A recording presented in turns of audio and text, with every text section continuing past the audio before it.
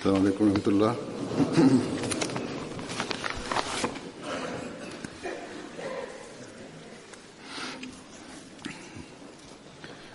أشهد أن لا إله إلا الله وحده لا شريك له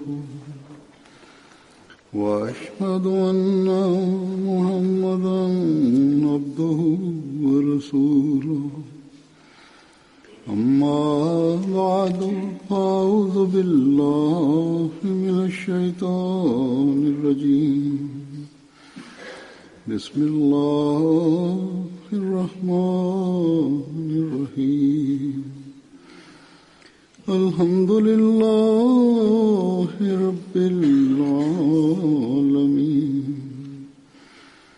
الرحمن الرحيم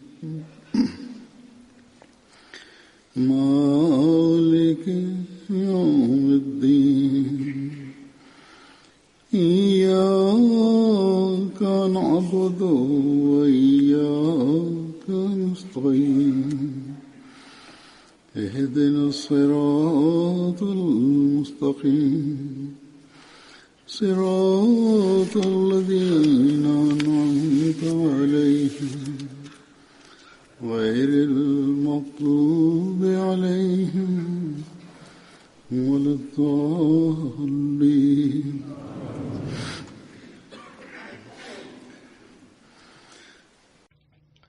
Ben arada bir iman verici hadiselerden bahsediyorum. Onlarda insanların nasıl Ahmediye cemaatine girdiklerini, nasıl Ahmediye cemaatini kabul ettikten sonra olağanüstü manevi tecrübeleri konusunda olur yahut cemaat üzerinde Allah-u Teala'nın lütufları ve onun neticesinde cemaat üyelerinin imanlarının ilerlemesi ve kuvvetlenmesi konusunda ben bazı olaylardan bahsediyorum. İman verici hadiselerden birçok kimse bana yazıyor yahut fikirlerini ileri sürüyorlar. Bu gibi olaylardan bahsedin ki bu olaylar hem ilgi çekici oluyor ve bundan dolayı bizim çocuklarımızın dahi dikkatini çekiyor. Hem gençlerin manevi durumlarının iyileşmesine dahi sebep olur ve bizzat kendi durumlarımızı daha dahi ilerlemeye sebep olurlar ve bize kendi durumlarımızın iyileşmesi konusunda dikkatimizi çekenler olurlar. Bazen doğuştan itibaren Ahmediler yazarlar. Yeni gelenlerin iman durumları ve Allah-u Teala ile olan alakaları bizi utandırıyor ve dikkatimizi çekiyor ki biz dahi imanda ilerlemeye çalışalım. Aynı şekilde bazı yeni biat etmiş olanlar dahi şunu beyan ediyorlar ki bu olaylardan dolayı bizim imanlarımız daha da çoğaltmış oluyor. Ancak bununla birlikte öyle insanlar dahi vardır. Batı ülkelerde yaşayanlar yahut öyleler ki kendilerini çok tahsil görmüş, bilgili, ilerlemiş gibi gösterirler. Bunlar Pakistan'dan geldiler fakat dünya onları o kadar cezbetmiştir onları kendisine yahut onlar o kadar dünyaya dağılmışlardır ve ona cezbolmuşlardır ki Yüce Allah'a onların asla dikkatleri olmuyor yahut öyle dikkat olmuyor ki nasıl dikkat etmek bir Ahmedi'nin görevidir. Bu Allah-u Teala'nın da hakkıdır ve Mesih Muhammed Aleyhisselatü Vesselam'a inanmak ve kendi biyetine girenler üzerinde farzdır. Onlar Yüce Allah ve onun kurduğu cemaatin hakkını vermeye ilk olarak dikkat etmezler. Eğer biraz dikkatleri varsa da o kadar azdır ki hemen hemen yok gibidir. Dini farizeleri yerine getirmekten acizdirler, gafildirler. Dinlerinin iyileşmesi, durumlarının iyileşmesi konusunda hiç düşünmezler ya çok az düşünürler. Böyle insanlar bu sözleri yeni gelenler beyan ediyorlar yahut öyle olaylar ki şu yahut bu şekilde manevi ilerlemeye sebep oluyorlar. Bunları dinleyerek bu insanlar itiraz şeklinde bazı sözler sarf ederler ve derler ki bu olaylar biyetler ve imanında ilerlemesi konusunda vardır. Bunlar yalnız Afrika yahut Arap yahut Asya ülkelerine niye mahsustur? Avrupa'da yaşayanların niye bu gibi olayları yoktur? Onlara niye rüyalar vasıtasıyla yol gösterilmiyor onlara? Neden din kitapları okuyarak yol görmüyorlar yahut dikkatleri çekilmiyor? Onların manevi manevi tecrübeleri neden yoktur? Birincisi şu ki Avrupa'da yaşayanlar, dine dikkat edenler Allah-u Teala mutlaka mucizeler gösterir. Onların imanlarında ilerleme malzemesini Allah-u Teala kendi lütfuyla yaratır. Burada İngiltere'de dahi birçok nev mübayiler vardır. Yeni biyet etmiş olanlar vardır. Yahut burada yerel vatandaşlar vardır. Onlar biyet edeli çok uzun zaman geçmiştir aradan.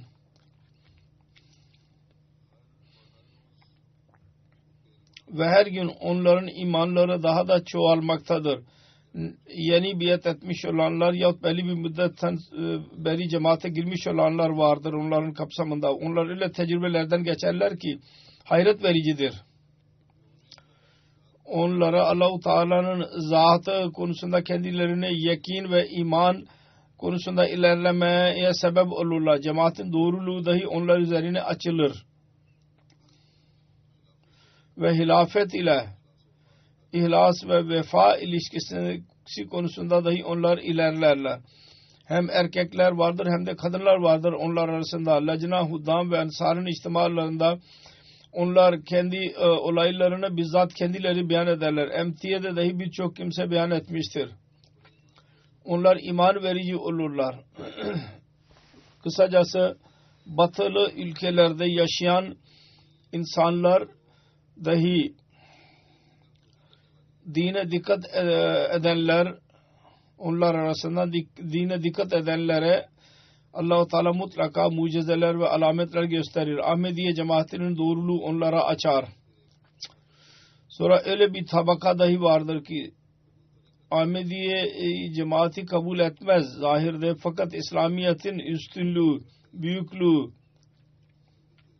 Ahmediye vasıtasıyla onlara açılmış olur. Ve ona benzer birçok olay vardır. Ben kendi turlarımdan sonra ya celsalardan sonra beyan ediyorum. Fakat önemli olan, hatırda tutulmaya gereken şudur. Yüce Allah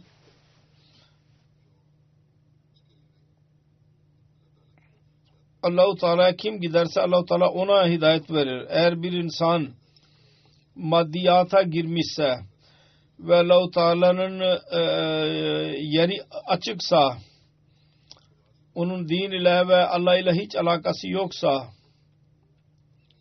o bizzat kendi akıbetini berbat etmeye hazır ise, o zaman Yüce Allah dahi böyle insanlara aldırış etmez ve yol bulmak ve hidayetten mahrum kalırlar onlar.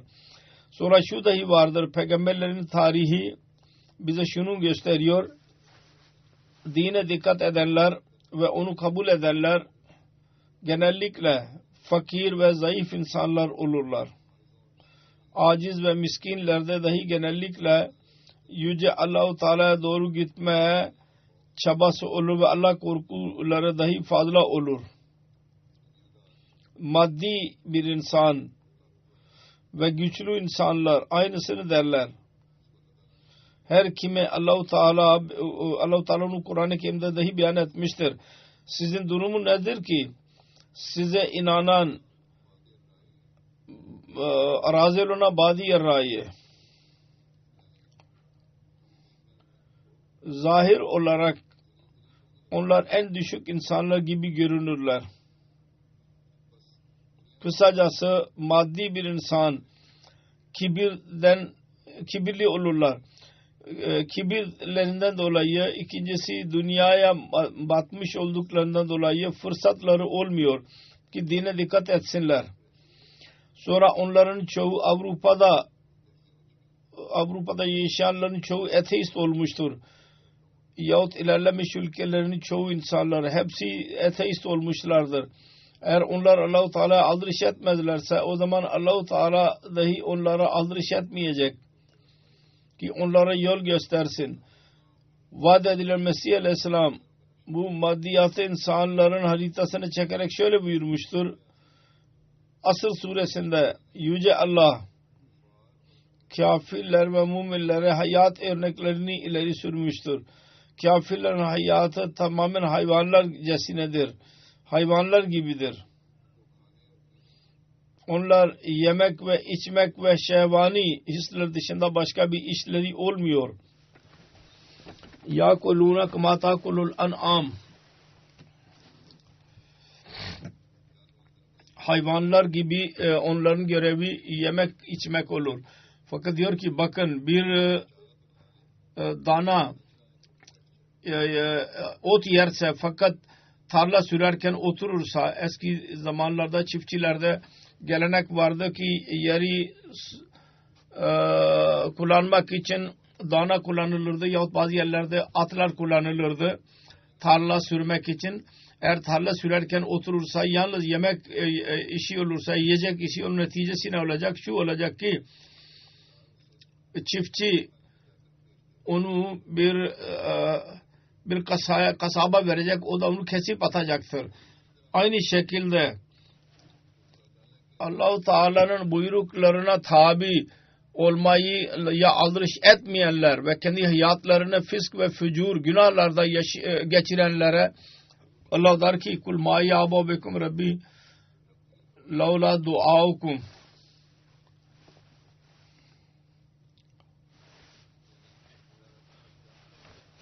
Rabbim size aldırış etmez eğer onun ibadetini etmezseniz. Allah-u Teala kime değer verir? Ona eğilenlere ve hidayet talep edenlere değer verir. Vaat edilen Mesih Aleyhisselam bu konuda şöyle buyurmuştur. Doğruluk, sıdık çok büyük bir şeydir. O olmadan amel-i salihi tamamlanmaz.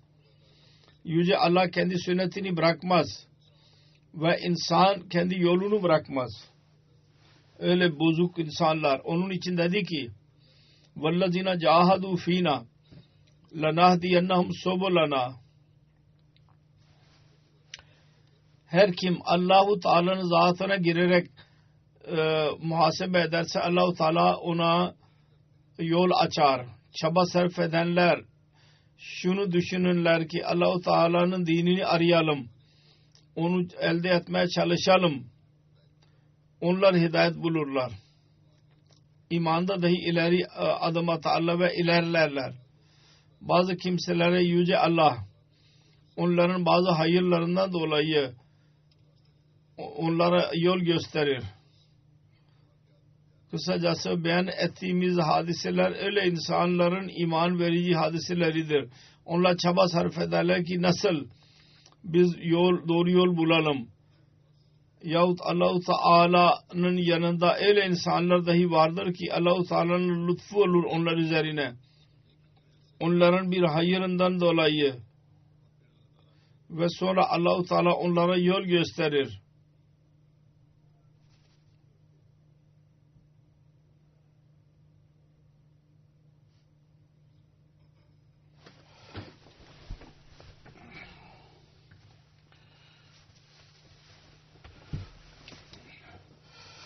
İhlasta ilerlemenin örnekleri, bazı olayların hadiselerini bugün ben derledim. Burkina Faso'dan Amir Bey yazıyor. Bir köyde bizim lokal misyoner gitti tebliğ için. Tebliğden sonra biat almak istediği zaman yalnız bir yaşlı bir kadın biat etti. Ve muallim bey köylülere dedi ki buradan 15 kilometre mesafede bizim camimiz var. Eğer aranızdan birisi cami konusunda bilgi edinmek isterse oraya gelebilirsiniz. Ve orada cuma namazı dahi kılınır. Kısacası bir tek bayan biat etti. Muallim bey beyan ediyor. Yağıştan dolayı, yağmurdan dolayı köye ve cami arasındaki yol, orada bir dere vardı. Yağmurdan dolayı dop dolu olur suyla. O yaşlı kadın beyan ettikten sonra her cuma günü kendi seccadesini alarak cuma gayesiyle camiye gitmeye çalışırdı ve dereyi dolu görünce seccadesini oraya sererdi ve derdi ki ben Ahmedilerle birlikte cuma namazı kıldım çünkü benim niyetim cuma namazı kılmak idi. Diyor ki bir ay sonra yağmurda su azaldı derede. Bayan merkezimize geldi ve bütün olaylardan bahsetti. Ve onun ihlası buydu. Ahmedi olduktan sonra beyan ettiği olayı. Ve onu dinleyerek bizim muallim tebliğ için tekrar köye gitti. Ve köydeki insanlar dedi ki bakın bu yaşlı bayan hakkı arıyordu. Hakkı kabul etti. Allah-u Teala ona lütfetti. Ve o kadar büyük fedakarlık yaptı. Her cuma giderdi. Ve oturarak gelirdi. Sudan dolayı camiye gidemezdi. Ancak bu onun ihlasıdır. Bu olayı bahsetti muallim bey. Diğer insanlar bu beyanın ihlasını görünce onun pek yakın akrabalarıydı bazı kimseler. 30 kişi orada hemen biat etti. Allah-u Teala böylece onlar için hidayet vesilesini ortaya çıkardı. Sonra öyle insanlar vardır ki Ahmedi olurlar bazen. Fransa'da bir bayan vardır, Asya Hanım. O biat etti.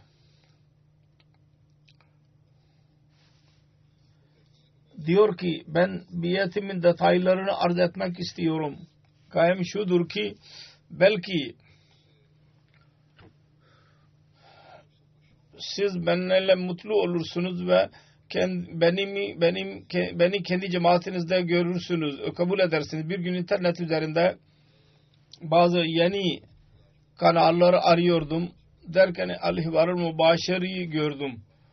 Orada vefat-ı Mesih'in ölümü konusu beyan ediliyordu ve her şüpheden boş olarak yakin ile dolu, kuvvetli ve reddedilmez delilleri görünce hayret içinde kaldım. Dedik ondan birkaç gün önce ben rüya gördüydüm. Ben karanlık bir kuyu içerine girmek üzereyim ve ben onu benim ayaklarım aşağıdadır ve onu ben kuvvetli bir şekilde yakaladım. Bir de ne bakayım ki orada 4 kişi, 3 kuş, 4 gördüm. Onların renkleri çok beyaz değil fakat ben bilemiyorum ki onlar kimdir. Onlar beni kurtarmaya çalışıyorlardı. Dedi ki başlangıçta ben o rüyayı göremedim, anlayamadım. Daha sonra ben öğrendim ki bu Hivar'ın kanallarının üyeleridir. Kuşlar olarak bana gösterildiler. İlk olarak ben bilmiyordum ki bu cemaatin kurucusu Mesih ve Mehdi oluşunu iddia etmiştir. Fakat ben şüphe ettim. Sonra ben cemaatin kitaplarını, özellikle Mesih Muhammed Aleyhisselatü Vesselam'ın kitaplarını okumaya karar verdim. Orada bana İslam dışında hiçbir şey göremedim. Onun aksine ben sizin zatı akdesinizde İslam, Müslüman ve Resulullah sallallahu aleyhi ve sellem'in en kuvvetli bir şekilde difa eden, onları koruyan birisini gördüm. Gayrimüslimler İslamiyet'in haybetini kuruyor. Ben istihare ettim ve 2 gün sonra bir dostum bana dedi ki rüya görmüştür. Ben ve o benim kayın anamın evindeyiz ve ben özel bir odayı arıyorum derken bir odayı gördüm, nur dolu. Ben ona dedim ki bu oda çok güzeldir, ben burada kalacağım. Diyor ki ben rüyadan faal çıkardım ki cemaate girmek gereklidir. Ondan sonra da biat etti. MT vasıtasıyla başka birisi, bir kadın vardı Türkiye'de. Umeyra Hanım diyor ki ben biatimin detaylarını beyan etmek istiyorum. 2010 senesinde cemaat ile tanıştım. Cemaate katıldım. Gördüm ki benim kocam MTL Arabiye'yi çok arzuyla seyrederdi. Ben de görmeye başladım ve birçok defa kocam yok iken dahi MT'yi seyrederdim. Benim kocam bana derdi ki teselliyle biat et. Ben derdim ki ben bu sorumluluk taşıyamam. Ailem büyüktür. Çok büyük sorumluluk vardır benim üzerime. Sonra Deccal hakkında cemaatin filmini seyrettim. Ve detayları çok mantıklı gördüm. Daha önce ben hiç duymamıştım. Sonra daha da MTA'yı gördüm. Ve hivar programlarını göre teheccüd kılmaya başladım. Sonra bir defa Abdülkadir Evde tur yaptı. Ben biat ettim. Benim kızlarım ve gelinim de biat etti. Ve daha sonra dediler ki bu gerçek İslam'dır. Ben biat ettiğim gün rüya gördüm. Kehf suresinin ayetlerini okuyorum. Bunun üzerine ben inandım ki Allah Teala bizi Deccal'in şerrinden koruyacak. Ve ben İmam-ı Mehdi Aleyhisselatü Vesselam'ın yardımcıları arasına gireceğim. Allah-u Teala lütfetti ki bana iman verdi ve ben dua ediyorum ki bu sorumluluğu yerine getireyim. Böylece olaylar yazıyorlar. Ve dua istiyor. Sonra yeni cemaatlerin kuruluşu konusunun bazı olayları vardır. Nasıl Allah-u Teala cemaatleri hazırlar. Abdülkudüs Muballik vardır benim de. Diyor ki Muallim Zakariya bir köye gitti tebliğ için. Orada bir dost dedi ki şu anda insanlar köy dışındadırlar işten dolayı. Siz cuma günü gelin. İnsanlar burada olacaklardır. Muallim Bey cuma günü tekrar oraya gitti. Muallim Bey camiye girdikten sonra 2 nafile namaz kıldı. Ve imam ve onun cemaatin komitesinin izniyle tebliğ yapmaya başladı. Fatiha suresinin tefsirini beyan etti ve Mehdi'nin gelişi konusunda konuşma yaptı ve konuşma esnasında Allahu Ekber sloganlarını attılar. Tebliğ bitince onların camisinin komitesi dedi ki ben Müslüman doğdum. Fakat bugüne kadar ben Fatiha suresinin böyle bir tefsirini duymamıştım. Eğer Ahmediye cemaatinin talimatı bu ise o zaman ben hepsine tebrik ediyorum. Biz bu cemaati kabul ediyoruz. İmam Bey ile birlikte Müslüm kuruluşunun bütün üyeleri Ahmedi cemaatine girdiler ve böylece yeni bir cemaat ortaya çıktı. Diyor ki köyün mollası çok tepki gösterdi. Bizim muallim eve gelince molla telefon etti ve dedi ki gelecek sen köyümüze gelme. Benim Damul Ahmediye'nin nasyonel içtima ile bizim muallimimiz oraya gitti ve gençlere cami içtima katılın dedi. Molla onlara karşı çıktı. Ve yeni Ahmediler reddettiler ve hepsi içtimaya katıldılar. Molla dedi ki katılmayın. Böylece Allah-u Teala muhalif mollaları dahi küçük düşürüyor ve yeni cemaatleri kuruyor.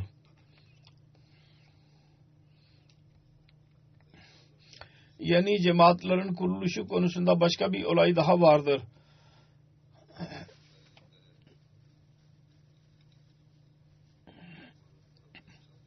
Amir Bey yazıyor. Allah-u Teala'nın lütfuyla yeni bir bölgede Ahmediye cemaati girmiştir. Same ilinin bir köyü Sevani de biz çok tuğlak yaptık. Çok broşürler dağıtıldı. Cemaat gazeteleri ve kitapları dahi dağıtıldı o köyde. Bunun neticesinde Allah-u Teala'nın lütfuyla biat olmaya başladı. Cemaat kuruldu. Ve Allah-u Teala'nın lütfuyla şimdi bir saha satın aldık cami için. Ve caminin yapımı için bütün üyeler hazırlıklar yapıyorlar. Fakat bununla birlikte diğer Müslümanlar tarafından muhalefet dahi vardır. Ahmediye cemaatinin muhalifleri Ahmediye cemaati aleyhinde beyhude sözler söylüyorlar ve fitne çıkarıyorlar. Diyor ki biz yöneticilerden izin alarak camide bir münazara hazırladık. Bütün köyde anons yaptırdık ve Sünni mollalara dedik ki eğer zannediyorsanız doğruysanız gelin ve burada konuşalım.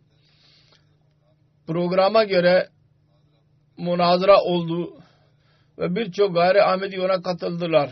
Fakat Sünni mollalardan hiçbirisi gelmedi. Köy insanları anladılar ki mollaların içinde fitne dışında bir şey yoktur. Yüce Allah-u Teala değişik vasıtasıyla hidayet yollarını dahi açıyor. Gerçekten dine doğru dikkat edenler için. Burkina Faso'nun amiri yazıyor. Bir köy Nabir de tebliğ yapıldı. Orada Allah-u Teala'nın lütfuyla birçok kimse cemaate girdi. Biat etti. Orada bir camide bir muallim tayin edildi. Cuma namazı başlatıldı. Fakat gayri Ahmedi Molla fitne çıkarmaya başladı. Tam cuma namazı esnasında camiye gelerek insanlar kışkırtıyordu. Cemaatten uzaklaştırmaya çalışıyordu.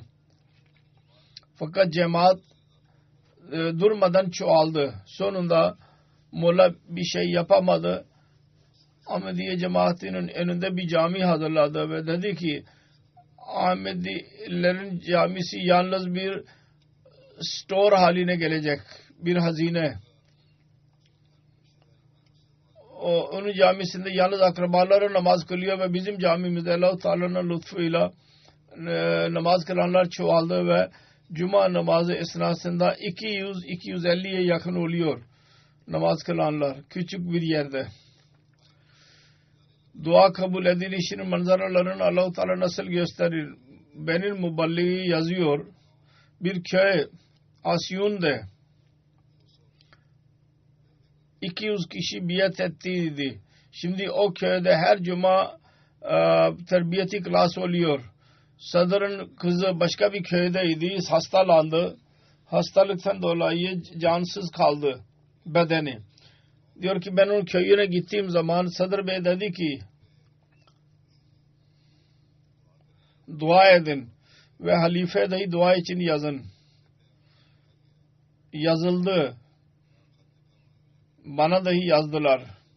Ertesi gün tekrar oraya gittiğim zaman insanlar dediler ki kız konuşmayı terk etmişti. Şimdi hastaneye götürdü fakat hiçbir faydası olmamıştı.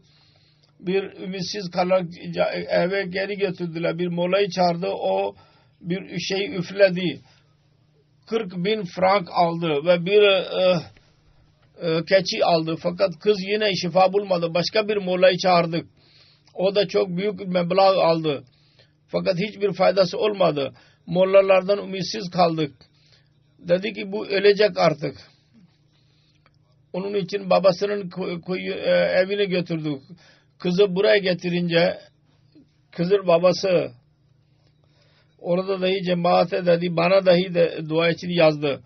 Bir gün sonra o kız hareket etmeye başladı. Ve ertesi gün akşama kadar tamamen hastalık bedeninden çıktı. Ve hiç kimse düşünmüyordu ki bu kurtulacak. Fakat şimdi onu görerek hiç kimse diyemez ki bu kız hiçbir zaman hastalanmıştı. Bu dahi Mesih Maud Aleyhisselatü Vesselam'ın doğruluğunun delilidir. Burkina Faso'nun muallimi yazıyor. Fenre Karim Bey tebliğ için biz köye gittik. Oraya gidince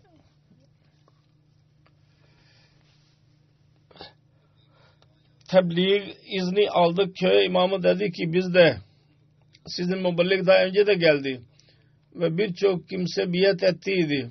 Fakat bütün köy biat etmemişti. Onun için siz tebliğ yapın. Belki sizin tebliğiniz vasıtasıyla geri kalanlar dahi cemaate katılabilirler. Uzun zaman soru cevap soruldu. Sonunda onların büyükleri dediler ki biz Ahmedi olduyduk. Fakat yine bazı sözler daha baki kalmıştı. Fakat bugün ben kendim gördüm. Eğer bugün İslamiyet'in gerçek manada birisi hizmet ediyorsa o sizlersiniz. Çünkü siz bu işi yapıyorsunuz ve hiç yorulmadan yapıyorsunuz. Biz sizinle birlikteyiz. İmam köy insanlara dedi ki eskiden biat etmiş olanlar biat etsinler. Böylece köyün 71 kişi daha cemaate girdi biat ederek. Şimdi Allah-u Teala onların kalbini açıyorsa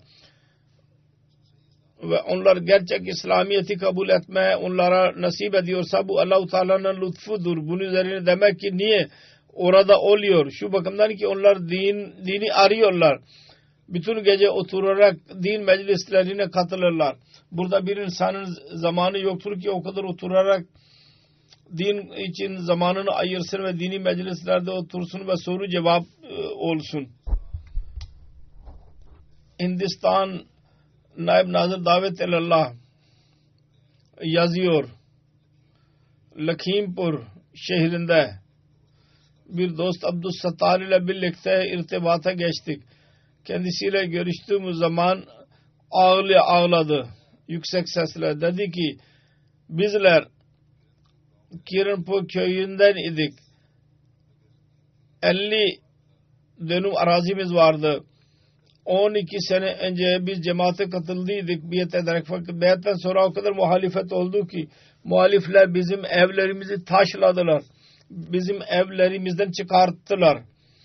Benim oğlumu döve döve yaraladılar. Benim karımı da dövdüler ve biz bütün araziyi oradan satarak çıktık. Bütün işlerimiz yok oldu. Şimdi bu şehre geldik. Küçük bir eve muntakil olduk. Fakat muhalifler bizi bırakmadılar. Buraya dahi geldiler.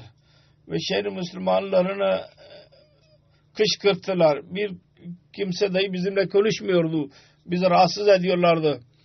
Cemaat ile irtibatımız dahi yok oldu. Fakat Allah-u Teala bize Ahmediye cemaatinin doğruluğunun bir alametini gösterdi. Bizim muhalefete ileri olanların muhalifleri bir otobüsle birlikte bir düğün için gidiyorlardı. Onların otobüsü bir tren ile hadise kaza geçirdi ve 28 kişi oldu. Ve hepsi yaralandı. O kadar hiç tanıyamıyordu ölüler. Onların parçaları uzağa kadar gitmişti. Muhaliflerden birisi biz bu olayı öğrendikten sonra biz gittik hastaneye. Akrabaları bizden utanmaya başladılar. Bundan sonra Yakınpur caminin bir mollası geri kalan olan muhalifler diyor ki Abdüssattar camiye çağırdı. Molla ve muhalifler dedi ki siz bu Ahmedilerden af dileyin ve bunlar muhalefet bırakın. Bunlarla ilişkiyi kestiniz, onu terk edin. Bu hadiseden sonra artık muhalefet yok oldu. Ve bizim cemaat ile irtibatımız yok idi ve kalben biz Ahmediydik. Bu irtibat için biz çok memnun olduk. Ve hepsi tekrar biat ettiler. Allah-u Teala bir defa Ahmedi olanlar ve gerçekten bilerek Ahmedi olanları Allah-u Teala imanları daha da imanlarını kuvvetlendiriyor. Kosova'nın mübelliği yazıyor.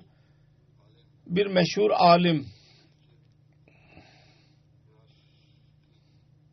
Şefki Klaski en büyük caminin imamıydı. O da İslamiyet Üniversitesi'nde profesör idi. Ve çok makbul bir alim idi. Birkaç sene önce radyoda Ahmediye cemaati aleyhinde çok kışkırtıcı sözler söylemişti. Ve internet üzerinde dahi propaganda yaptıydı. Allah-u Teala öyle çaldı ondan ki önce onun karakteri karakterinden dolayı üniversiteden çıkarıldılar. Sonra onu terörist diyerek polis yakaladı ve kara borsadan dolayı yakalandı. Birkaç gün kaldı caminin imamlığından çıkarıldı. Bütün sorumluluklar geri alındı. Ülkede bazı diğer imamlar dahi cemaat aleyhinde insanları kışkırtıyorlardı. Yıl sırasında dini ve emniyetsizlik çıkarmak neticesinde hepsi yakalandı. O kadar ulemalar daha önce küçük düşmemişlerdi ve bundan dolayı oradaki Ahmedilere Allah-u Teala imanlarında kuvvet verdi. Mobaillere zulüm ve yine imandan yana kalmanın bir örneğini daha önce beyan ettim. Hindistan'dan aynı şekilde başka bir örnek vardır. UP'nin bir köyü. Orada bütün köy biat ettiydi. Fakat muhalefetten dolayı bütün köy geri çekildi. Muhammed'in ifadeli birisi Ahmedi olarak kaldı. Muhalifler çok muhalefet etti fakat imanını korudu. Bu muhalefet esnasında Amir Bey'in oğlu vefat etti. Muhalifler oğlunun mezara defnedilmesini ve cenazesine mani oldular ve dediler ki tövbe edersen o zaman senin oğlunu defnedeceğiz yoksa değil. Fakat Hanif Bey kuvvetli bir şekilde kaildi ve çocuklarıyla birlikte cenaze kıldı. Kendi köyünün içinde defnetti. Cemaat ile irtibat geçti ve ağladı. Ve tekrar ailesiyle birlikte biat etti. Niye merkezle irtibata geçmedi dedi ki insanlar bize dediydi Kadiyanların merkezi yoktur. Medrese dahi kapanmıştır. Orada kimse yoktur. Kadiyanın irtibatı yoktu bizim elimizde. Fakat buna rağmen biz imanımız kuvvetli kaldı. Allah-u Teala ona hidayet verecekti. Hidayetten yana tuttu. Belli bir gaye için Ahmedi olanların hepsi geri döndüler ve cemaati terk ettiler.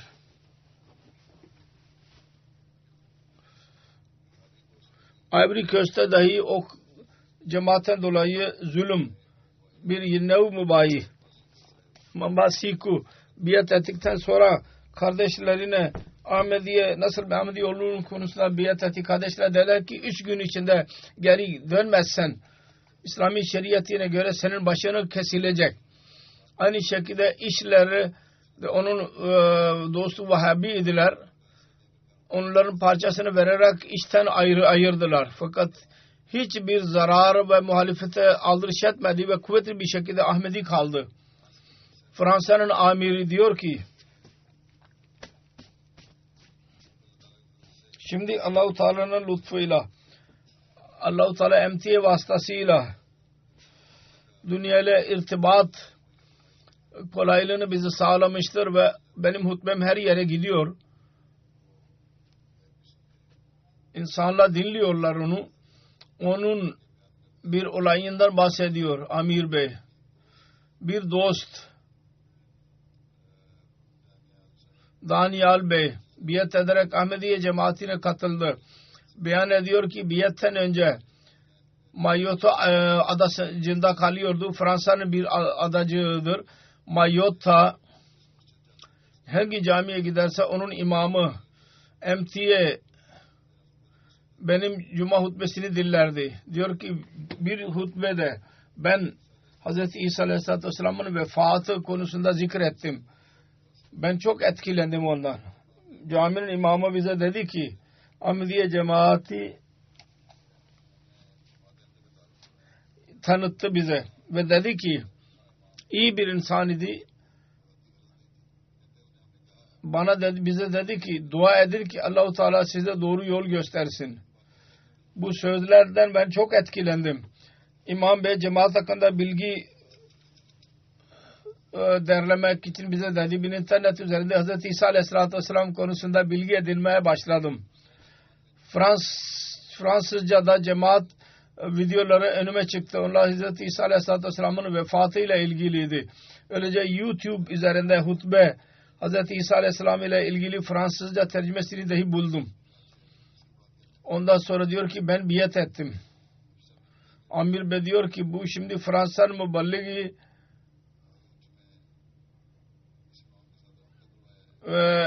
Mayota'daki imam ile irtibat kurdu. O imama cemaat kitapları gönderilmiştir. Allah-u Teala'nın lütfuyla imam dahi 70 kişiyle birlikte biat ederek cemaate katılmıştır ve Allah-u Teala'nın lütfettiği binlerce kilometre uzak küçük bir adacıkta hutbe vasıtasıyla tebliğ işi yapılmış oldu. Bu da Allah-u Teala'nın bir lütfudur ki emtiye vasıtasıyla bize yapmıştır.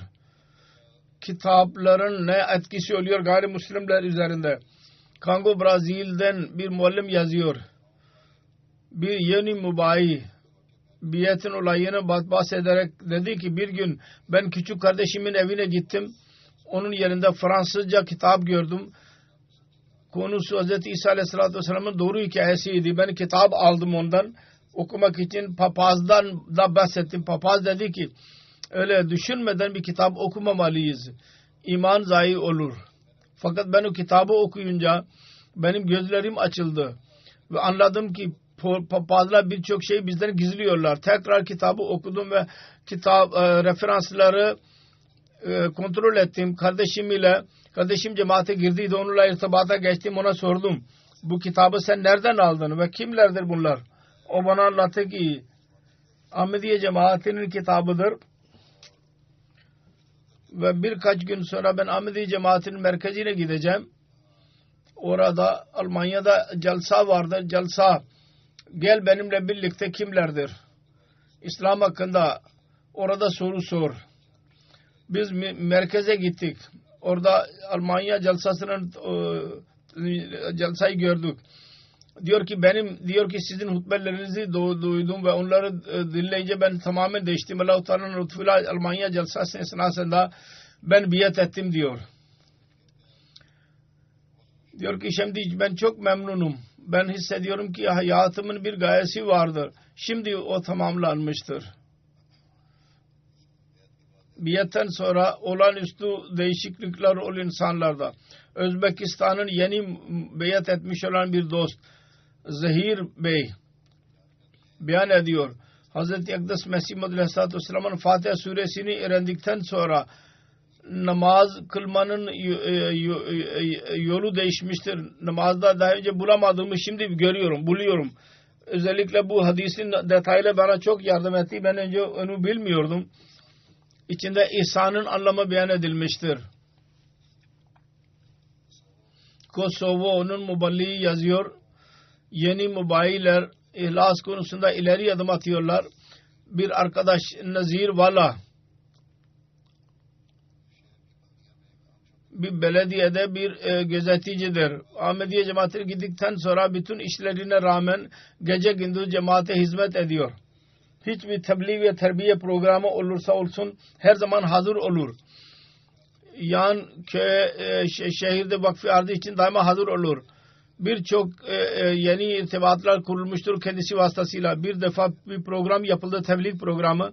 Hasta olmasına rağmen tebliğ programına katıldı. Program esnasında zaaf görünce eve gitti ve karısı bir hemşiredir. Ondan ilaç aldı ve tekrar geldi ki ben tebliğ programına gideceğim. Geldi ve katıldı. Ve geç saatlere kadar işlerde kaldı. Bunların coşkusu ve hisleri böyledir yeni Ahmedi olanların. Kongo Brazil'in muallimi yazıyor İbrahim Bey. Bir köyün bir çiftçisi vardı, diyor ki benim damadım her gece akşam içki içer ve küfür ederdi ve beni söverdi. Fakat ben gördüm o İslamiyet Ahmedi cemaatine girdikten sonra içki içmeyi ve sövmeyi terk etmiştir. Benim için hayret vericidir. Bu değişiklikler Allah-u Teala yaratmaktadır. Burkina Faso'nun dostu Suri Hamido diyor ki ben gayri Ahmedi iken birçok zorluklar ile baş başaydım. Benim evladım olurdu fakat ölürdü. O şeyhlere giderdim, mollalara giderdim, diyorsun ki şunu getir, bunu getir. Keçi kes. Ve Ahmedi cemaati mesajını duydum. Çok iyi, hoşuma gitti ve bu cemaate katıldım. Mollalara ve putlara verdiğim paraları çanda olarak vermeye başladım. Ben gördüm ki benim bütün zorluklarım hallolmaya başladı. Allah-u Teala bana evlat dahi verdi. Belli bir müddet sonra mollalar gördüler ki bu bize şimdi gelmiyor. Ve anladılar ki bu Ahmedi olmuştur. O zaman mollalar dediler ki her kim babasının atalarının bıraktın. Diyor ki ben onlara dedim ki ben şimdi çok memnunum. Allah-u Teala bana hayat dolu bir evlat vermiştir. Ben çanda vereyim. Allah-u Teala 2 kat bana geri veriyor. Bütün bu Ahmedi cemaatinin bereketidir. Allah-u Teala benim evim durumunu dahi değiştirmiştir. Yaptığım işi tamamlanıyor. Onun için Allah-u Teala bana bu yol göstermiştir. Atalarımın yolu sapıklık yoluydu. Ben onu terk ettim. Radyo vasıtasıyla dahi biatlar oluyor. Benim muballiği yazıyor. Benim regionun bir köyünden bir Hristiyan bir dost Joraf'ın Sura bir gün bir radyo program vasıtasıyla esnasında telef ederek Hz. İsa Aleyhisselatü Vesselam'ın tekrar gelişi konusunda soru sordu ve kendisine gitmem için davet etti. Tekrar onunla görüştüğümüz zaman soruların cevabını verdik. Deliller ve Kitab-ı Mukaddes vasıtasıyla referans verdik. O da anladı ve kabul etti ki Ahmediye cemaatinin yolu inancı doğrudur ve İsa Aleyhisselatü Vesselam'ın yalnız bir peygamber idi ve onun tekrar gelişi Mesih Maud Aleyhisselatü Vesselam'ın şeklinde tamamlanmıştır. Bunu anladı ve İslam Ahmediyetine girdi. Kuşanması esnasında anladı ki uzun zamandan beri bizim programımızı dinliyordu. Zevkle ve pazar ve çarşamba günü özellikle bu programı dinlemek için eve geri dönerdi işinden.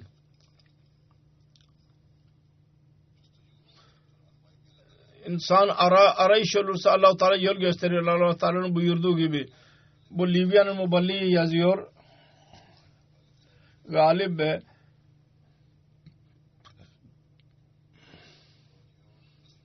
Yehova Witness'in bir papazı idi. Lübnan ile alakası vardı ve doğuştan itibaren Hristiyan idi. Geçen 3 seneden beri Bolivya'daydı.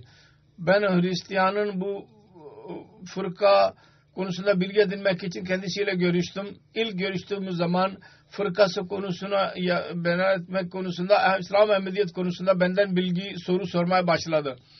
Bu toplumda cemaatin inançlarından bahsedildi. Özellikle İsa Aleyhisselatü Vesselam'dan bahsedildi detaylı bir şekilde. Diyor ki ben ona Cuma'ya gel dedim. Cuma için özellikle gelmeye başladı. Ve her seferinde Cuma'dan sonra detaylı bir şekilde konuşuldu kendisiyle. William istiyordu ki cemaate girerse onun annesi babası ve kilise muhalefet edecek. Ve böylece yeni bir iş aramaya hazır olacak. Fakat diğer taraftan hakkı aramaya daha önem veriyordu. Arapça biliyordu. Arapçanın website vasıtasıyla Arapça kitapları okumaya başladı. Bu mutaladan sonra dedi ki çok uzun zamandan beri hakkı arıyordum. Şimdi hak aldım. Muhalefet ve işe aldırış etmesine rağmen Allah-u Teala'nın lütfuyla Cuma günü biat ederek cemaatimize katıldı. Mesajın etkisi oluyor insanlar üzerinde, ister biat etsin ister etmesin. Kamran Mubaşir bu konuda yazıyor Avustralya'dan. Biz köylere giderek tebliğ yapmaya karar verdik. Bir köyün kapısını çaldık. İçten adamın birisi öfkeli bir şekilde dışarı çıktı. Sanki bana saldıracak gibiydi. Murabbi diyor ki o öfke anında bana dedi ki sen Müslümanlar bizim ülkemize geldiğinizden dolayı bizim ülkemiz berbat olmuştur. Siz ülkemizden çıkın. Ve biz sizinle buluşmak istemiyoruz. Onun sözü bitince ben ona dedim ki sizin sözünüz doğrudur. Bazı Müslümanlar teröristtirler. İslamiyet'i yanlış bir şekilde ileri sürüyorlar. Fakat bizim talimatımız şudur ki herkesi sevelim, kimseden nefret etmeyelim.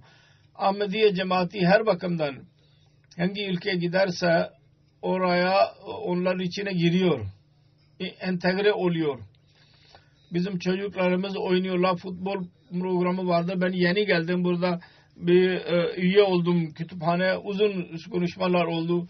bunları dinleyince önce öfkeli bir şekilde dışarı çıktıydı. Belki bize saldıracak gibiydi. Memnun oldu. Dedi ki ben sizlere resim çektirmek istiyorum. Ben ona merkeze gel dedim. O da kabul etti. Diyor ki Allah-u Teala'nın lütfudur. İnsanların kalbini Allah-u Teala yumuşatıyor. İnsanın cemaatin mesajı için.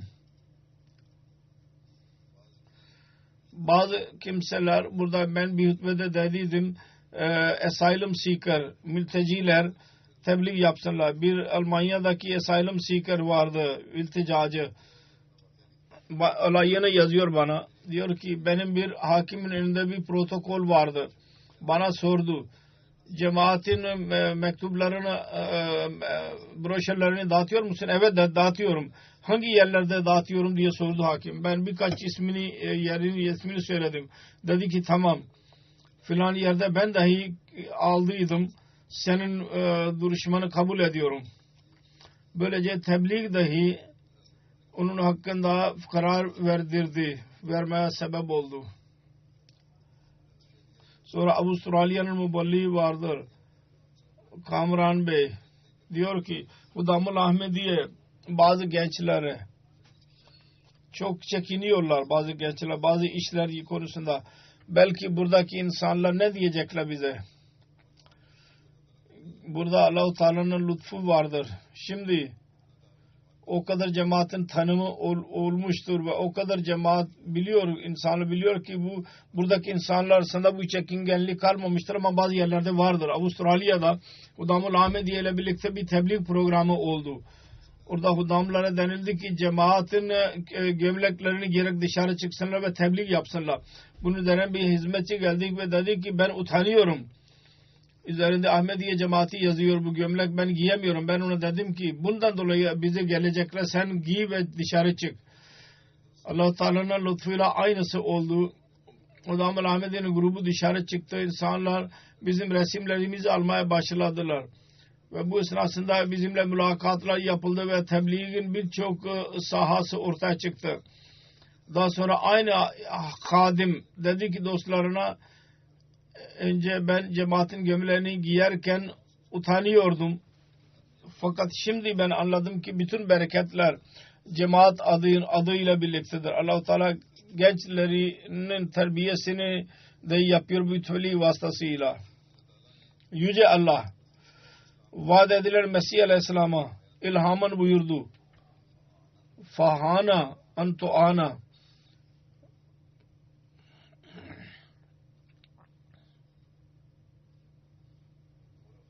ve turafa beynen nas ve turafu beynen nas. Onu izah ederken Mesih Muhammed Aleyhisselam diyor ki bir zaman gelecek ki sana yardım edilecek ve sen insanlar arasında tanınacaksın. Bunun anlamı budur. Turafu beynen nas. Bunu Allah-u Teala 1883 senesinden önce beyan etti. Ondan önce tekrar 2 defa bu ilham indi. Hiç kimse o zaman kendisini tanımıyordu. Diyor ki bu insanın işi midir? Ve planı olabilir mi? Asla. Bu Allah'ın işidir. Daha önce bir hadiseden bahsediyor ve aynısı gayb ilmisine sahip olur ancak o bilgi verebilir. Dedi ki her gün bu alamet tamamlanıyor. Kendi tanımı dünyada çoğalmaktadır. Ve insanlar kendi biyetine giriyorlar.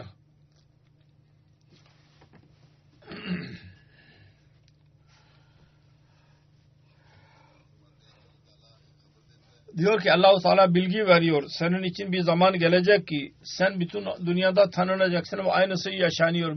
Bugün biz görüyoruz ki aynı şekilde Allah-u Teala'nın lütfuyla Mesih Muhammed Aleyhisselatü Vesselam'ın adı, İslamiyet'in adı dünyaya yayılmaktadır. Uzak bir bölgenin sesi bugün dünyanın birçok ülkesine kadar ulaşmıştır. 210 ülkesine ulaşmıştır. Ülkelerle alakalı olarak bir şey söyleyeyim. Bazı kimseler düşünürler ki belki cemaat mübalağa yapıyor. O kadar fazla dünyada sayımız yoktur. Bizim söylediğimiz gibi. Çünkü UNO'nun üyesi dahi 190-195 kimse vardır. Ülkelerin sayısı bu kadar ise dünyadaki 210 ülkeye nasıl cemaat katıldı? Geçenlerde BBC beyan ediyordu. Onlar aynısı dediler. Bu program dünyanın 220 ülkesinde görülecek. Onun için UN ile alakalı olarak söz söyleyerek ondan sonra düşünmek ki belki Ahmedi cemaati mübalağa ediyor ve fazla ülkeleri biz kendimizden çıkardık. Bu düşünce tamamen batıldır, doğrudur değil. Bazı kimselerin zihninde vardır, onu çıkarsınlar. Allah-u Teala bize güç versin ki bu mesajı Mesih Muhammed Aleyhisselatü Vesselam vasıtasıyla Allah-u Teala dünyaya ulaştırmak için bize emir verdi. Onu ulaştıranlardan olalım.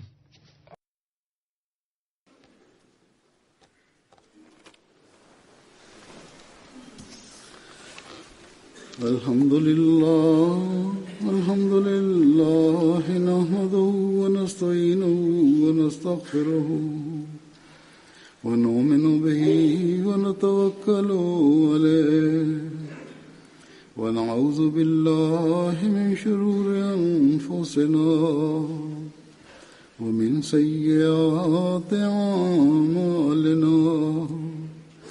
من يهده الله فلا مضل له ومن يضلل فلا هادي له ونشهد أن لا إله إلا الله ونشهد أن محمدا عبده ورسوله عباد الله رحمكم الله إن الله يأمر بالعدل والإحسان وإيتاء ذي القربى وينهى عن الفحشاء والمنكر والبغي يعظكم لعلكم تذكرون اذكروا الله يذكركم وادعوه يستجب لكم